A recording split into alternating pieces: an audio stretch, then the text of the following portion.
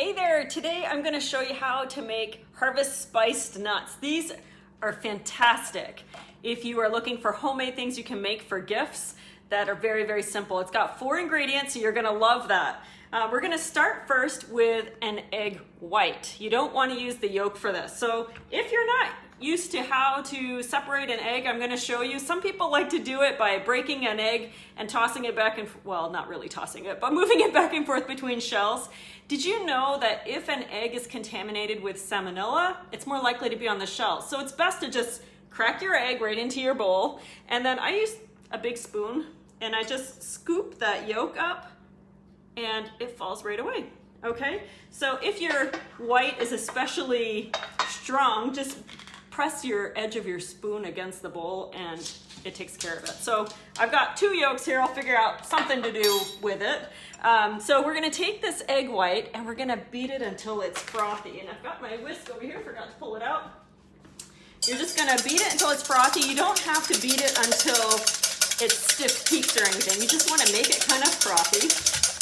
These are so yummy and you can actually make it with any kind of nuts that you like, really. Okay, just like that. Perfect. So I'm using pecans, or half pecans. You can pick them up at Aldi or wherever you shop for pecans. But you do need to measure them. Most bags of pecans come with like 10 ounces. There's a lot of brightness here. I'm gonna close my door right here real quick. There we go. You won't have to watch my shiny face. How's that? Much better. Okay, so you don't want to use too many or too few because it's going to impact your results. So I weighed 8 ounces of pecans, put those in first, and then you're going to toss them gently with your whites. So that's going to coat them, and when they bake, they puff up, so they become really nice. All right, next, add half a cup of brown sugar, and then you need half a teaspoon of our most delicious, I always have to smell this first, cinnamon plus spice blend. So just half a teaspoon. If you don't have this, you can use pumpkin pie spice or just straight cinnamon if you like.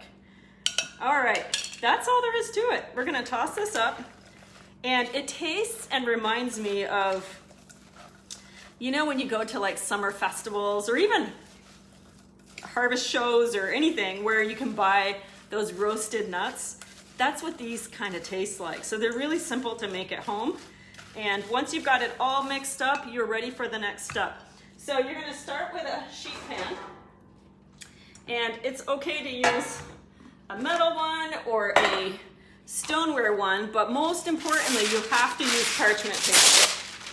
Basically, we're making candied nuts. So if you put it straight on your pan, it's gonna stick and you're gonna have a mess. So you wanna definitely use some parchment paper. Just dump them all in. And the tip that I have for you when you're making these, you're gonna be tempted to double the batch. And if you wanna do that, just make sure you have multiple pans because your nuts are going to kind of spread in their baking process. And I will show you what I mean here in just a second. If you're not a fan of pecans, by the way, try almonds or walnuts. Use whatever you like. Okay. So you want to kind of spread them out so they're in a single layer.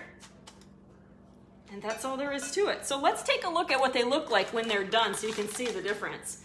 You see how these are kind of spread out?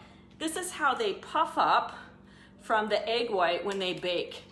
When you're finished, just slide them out, let them cool completely, and then they become kind of brittle so you can break them up, put them in a nice packaging, or you might even try making individual gifts. You can do like 6 of our prep bowls and then divide it up between each, tie a bow on it. It looks really cute. So anyway, these go in the oven at 350, 19 to 20 minutes. Depending on your oven, use your nose as your timer. You don't want them to burn. So if your oven is a little on the hot side, you might pull them out a minute or 2 early, but you want them to bake long enough so they crisp up. So try these out. I'll warn you though, they're a little bit addictive. I know, because I make these every year at the holiday time. So enjoy. I hope you'll try them out.